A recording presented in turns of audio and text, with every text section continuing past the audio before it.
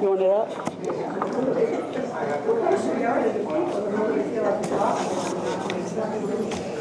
Good afternoon. Welcome again to Tell Me a Story. We're about to come up on a year's worth of these, which is really, really great. People keep coming and we keep calling, and people are telling stories, and that's great. One of our storytellers was on television this weekend, yesterday.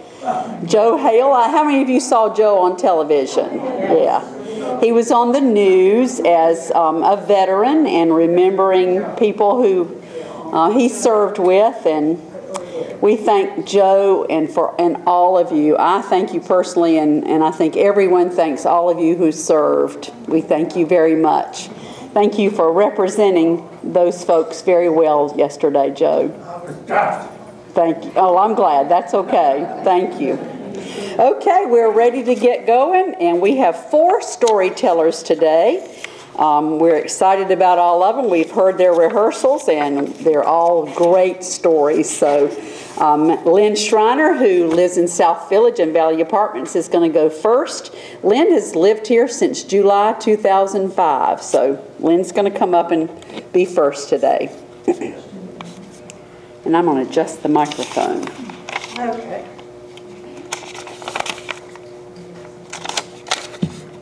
Let's see if we get it just right. Everybody knows that I talk a lot when I don't have to, and probably when you don't want to listen to me, but today you've got to listen to me. Okay. Everybody here? Everybody here okay? Can you hear me okay? All right. When my husband retired after 30-some-odd years in the military, pardon me, my request was that we go somewhere where one of the children I could talk to without it being a long-distance call. So my daughter had bought a little house in Central Florida on a golf course. So we went down, we found a little house, and we bought it, and everything was great. And her husband was immediately transferred. Now, I don't know whether that was by request or what, but anyway, we made lots of friends down there. And we had bought a little house just around the corner from the clubhouse. And this little golf course was owned by the members, so it was a very small, very intimate little golf course, I guess you'd say. Well, this Saturday morning, it was sort of overcast and looked like it was going to rain, but not sure. And you know how men are on Saturday morning. He had brought me my coffee and my newspaper and had kissed me goodbye, and he was ready to go off to join the men on the golf course. So I was very comfortable. The telephone rang, and it was my brother, Fred. Some of you all had met him. So Fred wanted to talk to me about some family history that he was working on, and we talked for a long time. It's probably hard for y'all to believe, but we did. And during the conversation, he had mentioned something that I was questioning, so I got up, still in my nightgown, and went in the living room and started looking up some things in our family Bible. I saw a car go by very slowly, but that wasn't unusual because on the ninth hole, they did that, and we had a lot of shrubbery in front of the house. I didn't think too much about it, but about that time, on my door. And I thought, So I don't think Fred was having any work done or anything today. He didn't tell me that anybody was coming. And I thought, I don't like that. So I went over to the door. We had a big wooden door with just a little peephole in it, and I looked out, and I saw this strange face out there, somebody I had never seen before. So I thought about it, and I went into Fred's den, and in his den there were several high windows that I could look out without being seen. So I went in there, and I look out, and I see that this car had backed into my driveway, and a man had gone out and got something out of the trunk and started back toward the garage door. On the garage door, I picked up my phone and I called the lady, a real good friend of mine that lived on the other side of the golf course. And I said, hey, I think there's somebody coming over here, and Fred didn't tell me he had anybody coming to do anything. I don't like it. So Patty, she said, hang up and call 911. No, Patty, I'll be all right. But don't you hang up. I'll just talk. Well, he's going around the side of the house. Patty, he's going around the side of the house. Oh my gosh, Patty, do you realize my sliding glass door is open? Because during the little soft rain, I had opened the door and had slid the plants out so they could get a little bit of the soft rain that was coming. Well, what am I going to do? I heard him come in the back door. He's in the bedroom. Oh, Patty, he's in the bedroom. Then I called 911. No, Patty, don't hang up, don't hang up. I'm scared, I'm scared. So I heard him go through the kitchen. Well, the next thing was the bedroom. I grabbed my phone that I was with my hand, and I went out into the garage. I don't know what I thought. I didn't have the keys to the car, and I couldn't go anywhere because his car was backed up against the door. At least that's what I thought. So I opened the car door, and I got down on the floor as little as I could, and there was a beach towel in there, and I covered myself all up with this beach towel. And so I'm lying there. The whole car is shaking. I mean, the whole car is shaking. My heart is beating so hard. And Patty, about that time, I don't know how long I stayed there, but I shook, and I shook. And I could hear him, and he was like calling out. I could hear, and I thought, gosh, what am I going to do? Well, I'm going to die. That's all there is to it. I'm going to have a heart attack right now and die. About that time, I heard Patty's voice say, Lynn, the police should be there any minute. And with that in the distance, I could hear the sirens. Well, I must have fainted, because the next thing I knew, I was sitting in the living room in a big chair with two policemen, half the men on the golf course, and my husband all standing there firing questions at me. And I was white as a sheet, but I still had the beach towel around me.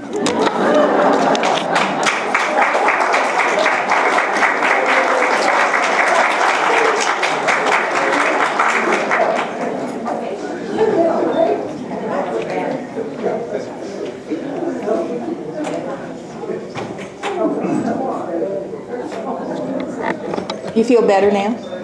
Do you feel better now?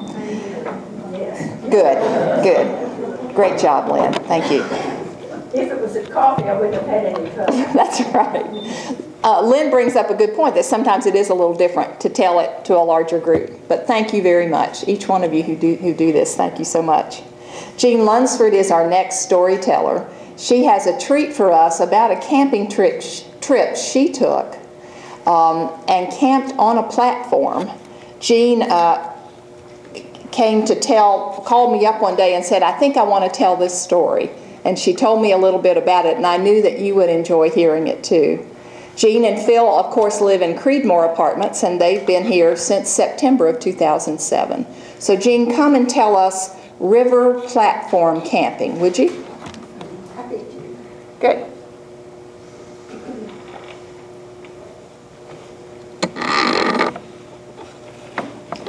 We all have to adjust the mic.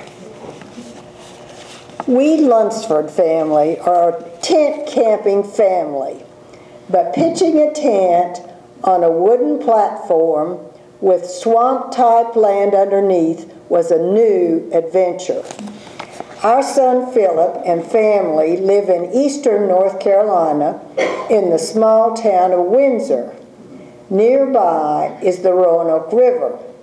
The Roanoke River Partners have built wooden platforms for campers in locations reached only by canoe.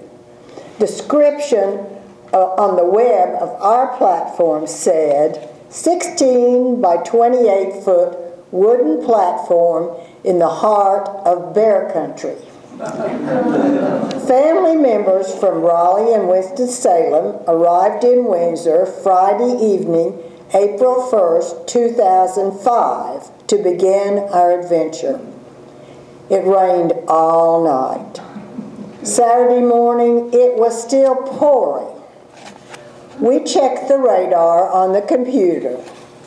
Originally had planned to leave right after breakfast, but the computer said prediction was rain would stop early afternoon. We had our fingers crossed. We had a noon lunch in the house, and about 1 p.m. the sky began to clear and we were off to the boat ramp. We rented canoes, 2 passengers plus supplies in each canoe. We had to carry in and out all supplies, tents, sleeping bags, food, water, Coleman stove, flashlights, paper products, etc. The adults were our son Philip and daughter-in-law Anne, their friend Jean Rickner, who was a wildlife biologist, daughter Rosemary, and I.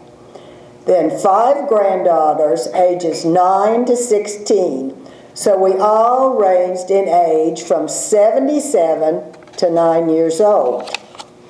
10 of us left the boat ramp at 2:30 in 5 canoes. The breeze was strong, but the current was with us. After paddling almost 2 hours, we arrived at our platform. About 4 feet under the platform was swamp, mud, roots, and tree trunks. But the sun was shining and the weather was pleasant. We set up 3 2-man tents and 1 4-man tent. We had plenty of space for the tents, stoves, cooking utensils, and ice chest on the wooden floor. A short, narrow walkway led to an enclosure with walls. This gave privacy for the 5-gallon bucket with kitty litter in the bottom that we used as our latrine. I hung toilet paper on a nail in the wall, and then I demonstrated to the granddaughters how to use the bucket. I was a little fearful of falling off the platform in the middle of the dark night, but Rosemary promised to help if necessary. We had hot water from the Coleman stove. It was available for coffee, tea, hot chocolate, and apple cider. After a supper of cup of noodles, apples, cold barbecue sandwiches, string cheese, and bagels, the girls started playing cards in their tent. We adults sat on the platform, talked, and bird watched. Jean identified the birds by their calls, including a young eagle and a pair of osprey. We did see lots of eagles while paddling on the river. About 6:45, dark clouds began to appear. I quickly used the bucket and got into my sleeping bag for the night. From 7 to 9 p.m., it poured rain with heavy wind. I was sleeping in a fine mist, which fortunately did not penetrate my sleeping bag. But the 5 girls in the 4-man tent were not so lucky. They woke up to an inch of water in the bottom of their tent, probably due to touching the sides of the tent during the rain. Julie and Amelia had 40-year-old cotton sleeping bags, which were soaked. Julie told her mother that she had never been so cold. I woke up briefly during the night to hear 2 owls hooting very close by. We got up to sunshine, and after breakfast of pancakes, butter, maple syrup, and hot drinks, the girls went fishing. Jean, our wildlife expert, and 2 of the granddaughters left early so they would have plenty of time for the 5-hour drive back to Winston-Salem. They arrived at the dock about noon, and Jean called our daughter-in-law Anne on her cell phone to say that one stretch of the river had very high winds and waves. Granddaughter Jeannie and son Philip then emptied out our canoes, which were filled with rainwater. Jeannie fell in the river, but we're always prepared, and she had a change of dry clothes. Then we started paddling home. We were fine until we got in the wide part of the river, where the whitecaps were high, Rosemary swears a foot, and with 30 to 40 mile-an-hour winds. Phil swears it was 50 miles an hour. He'd heard it on the TV. After struggling for an hour and making no headway, Anne used her cell phone to call for the Wildlife Rescue Squad, kind of like the highway patrol on the river. Help came in 30 minutes in the form of 2 rangers in a motorboat. One canoe at a time was towed across the rough water with the canoe occupants in the rescue boat. When we reached calm water, we were tied to a tree until all were rescued. Daughter Rosemary and 9-year-old Priscilla decided if they were stranded for the night, they were in good shape. They had in their canoe water, food, 2 granola bars, a sleeping bag to keep warm, a flashlight, and best of all, a book. After all were rescued, a vote was taken, and our adventuresome daughter-in-law voted to paddle the rest of our way home on our own. The rest of us voted to let the rangers take us home. So, majority rules. 7 passengers piled into the rescue boat and 4 canoes were towed. 1 canoe tipped and we almost lost the ice chest, the full 5-gallon bucket, and some camping gear. Nothing sunk, but the camping gear was very wet. We were thrilled to see Granddad Phil waiting for us at the dock at 2:30 with a sack full of Subway sandwiches and a great big smile.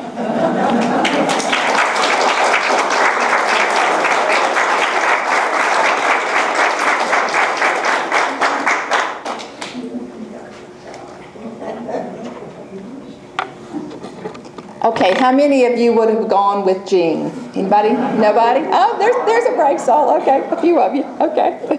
Morris Gordon is going to tell a story from his professional experience. Morris lives in West Apartments, and he's been here since July of 2003.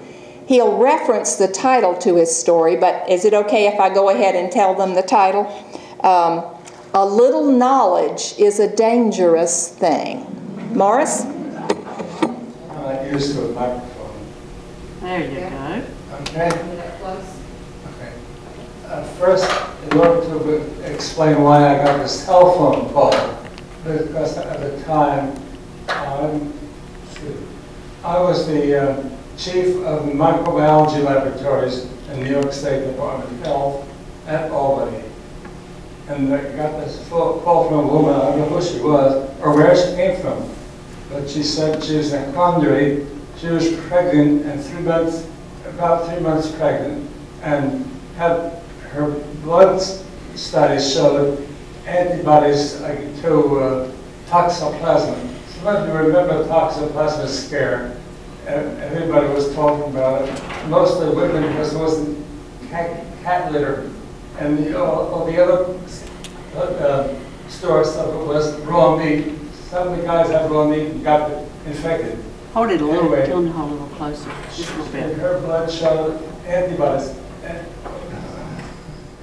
An antigen is a foreign piece that gets into the body, like pollen is an antigen, and worms or bacteria are antigens, and fungi are antigens. Anyhow, an antibody is made by the human body to counter the antigens. And it's important they know that, because it's going to have quite a big problem, it's just a big part of this story. the woman was, as I said, pregnant. She was herself an epic, but her physician advised, since she had this antibody against toxoplasma, she must be infected with toxoplasma. Therefore, she was decided she'd have an abortion. And I said, wait a minute. It is known that if you produce antibodies against the organism, they may stay for a while. And I can mention the measles, for example. Your modified virus is injected in your arm, and you make antibodies against it. In this case, the antibodies last all your life, and you don't have the measles.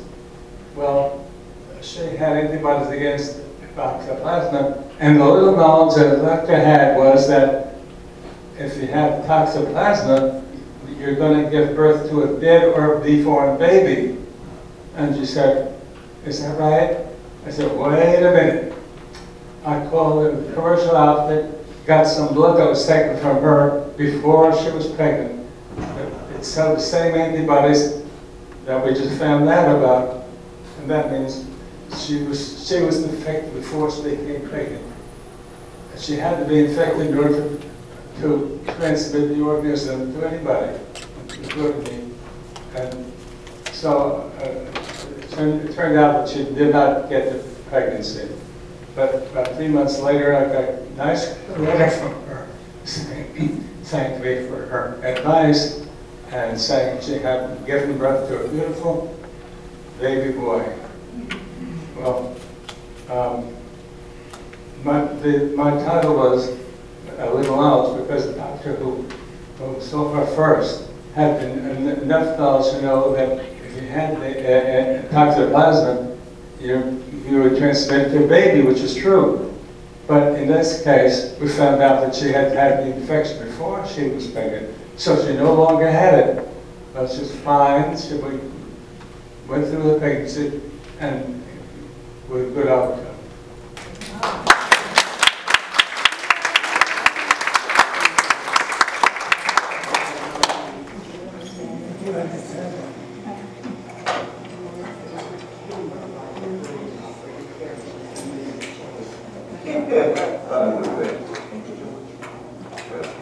Thank you.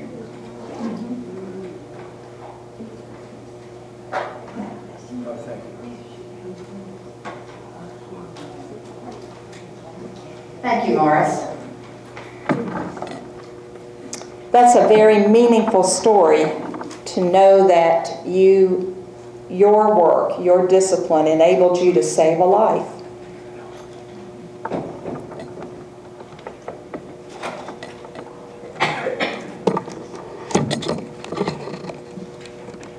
Our fourth and final storyteller today is Kitty Munn. Kitty and Dev live in a villa, and they've been here since May of 2008. Kitty has another different kind of camping story to tell.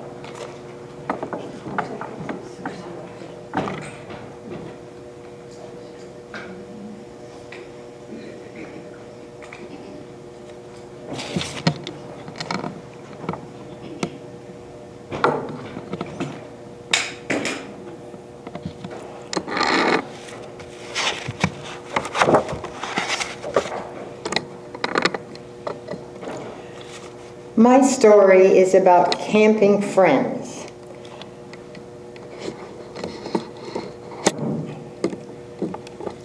These are long-time camping friends, Bob and Jeannie Saunders. We knew this couple, one individual at a time. Bob was the first. He and Deb met when Bob was still in high school.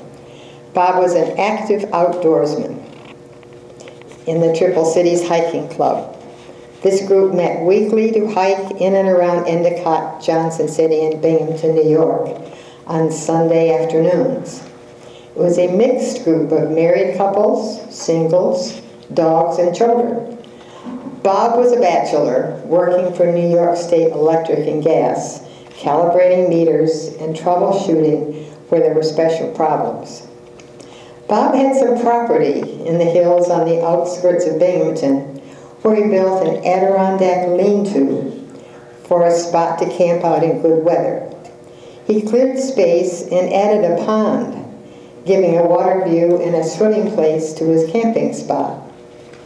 Bob married Jeannie shortly after we married in 1957. They started to build their house, doing most of the work themselves, beginning with the basement. They were both rather frugal. They did not want any debts, so they built as they could afford to without borrowing money. The basement was built with complete living quarters, living room, bedroom, kitchen, and bath. After their first child was born, we expected more progress on their house. They were still living in the basement, but this did not happen. Summer vacations meant vacation, camping in the Adirondacks, not working on a house. It was a good many years before they got around to finishing the house, long after their second son was born. Bob and Jeannie had a somewhat unusual philosophy of living than many people. To them, life was to be enjoyed, not wait until the superficial things were all in order. If you were going to hike or ski, you needed good equipment to fully enjoy the activity. You needed a really good bike to enjoy bike riding, a good camera to take photos, and really good binoculars for bird watching. They bought an old delivery van they named the Beast, outfitted it as a camper. It had room for all the bikes and camping equipment for their entire family. After we moved to North Carolina in 1971, we saw the Saunders only on our trips to Ithaca to visit my family. Route 81 North, bypassing Binghamton, went close to their house, so we would stop in for a quick visit on our annual trip to Ithaca. We also kept in touch with our annual Christmas letters. After Bob retired, he and Jeannie liked to take a winter vacation. One year we met them at a campground on Pine Island in Florida. By this time, they had retired the Beast, and thanks to Jeannie's careful management of their funds and reading Investors Business Daily, they were able to buy a large fifth-wheel trailer and a very snazzy red pickup truck to pull it with. The next year at Christmas time, they suggested that we might like to visit them in Florida, but at a different spot from the Pine Island. They stayed at Cypress Cove. It was the place they usually kept their travel rig for the season. They suggested we might be able to get a spot to park our rig there, or there were other campgrounds in the vicinity. We called Cypress Cove, but there was no room. So we settled for a place that seemed to be close by.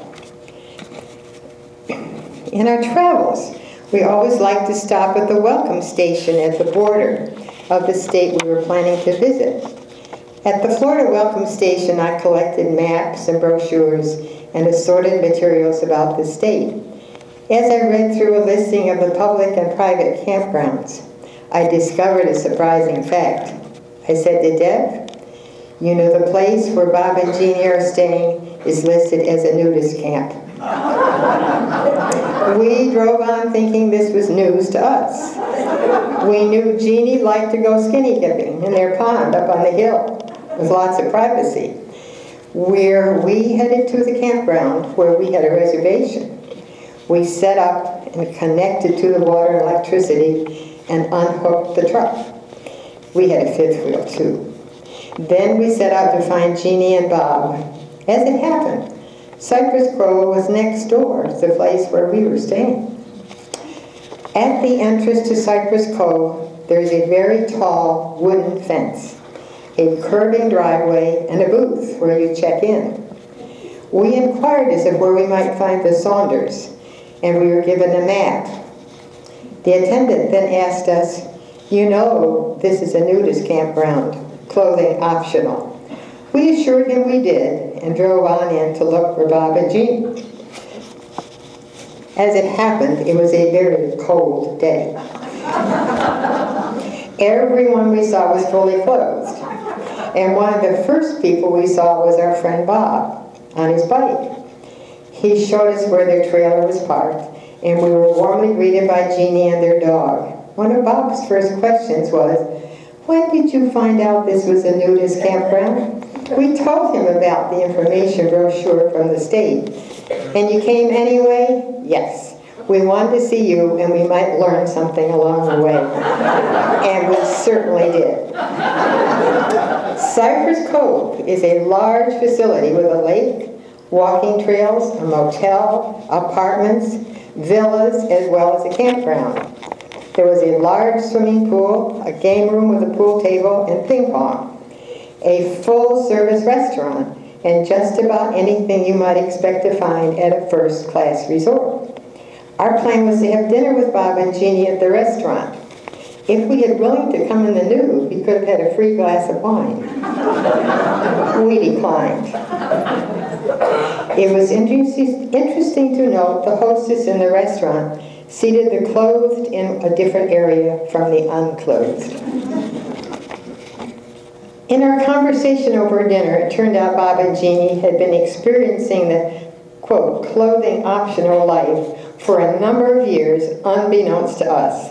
They had been on several cruises where clothing was optional. They spoke of other cruises they'd taken as textile cruises, where everybody was wearing clothing. We learned of some of the rules. No swimsuits in the pool, and bad behavior was not tolerated. People at the camp, just as people everywhere, come in all ages, shapes, and sizes. There were few buff bodies, either men or women in good physical shape. We did some sightseeing away from camp during the day, but came back for a meal of pizza and an evening activity of singing outdoors. We met interesting people, mostly professionals, some from Europe, where this lifestyle is more common. It was a very cold night that we got together with some singing, so everybody was bundled up. One man commented to Deb, "We may be nudists, but we're not dumb. We put clothes on when it's cold." After a few days with Bob and Jeannie, it was time to move on to visit other friends in other places in Florida. By the time we left, we'd become very comfortable in our surroundings and beginning to understand Bob and Jeannie's lifestyle. We've not been back to Florida since we sold our travel trailer. Bob and Jeannie are continuing to spend their winters at Cypress Cove, clothing optional.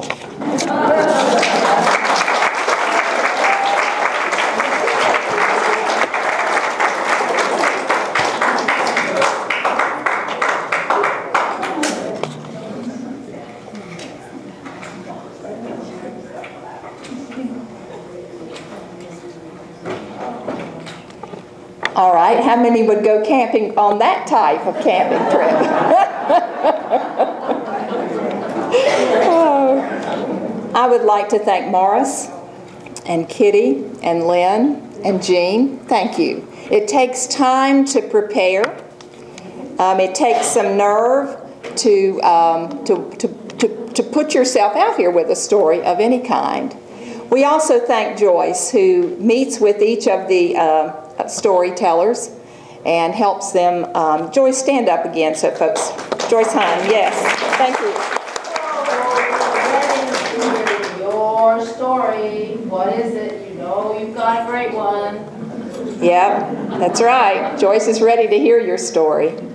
I look around and some of you have stood up here. Some of you have shared a story.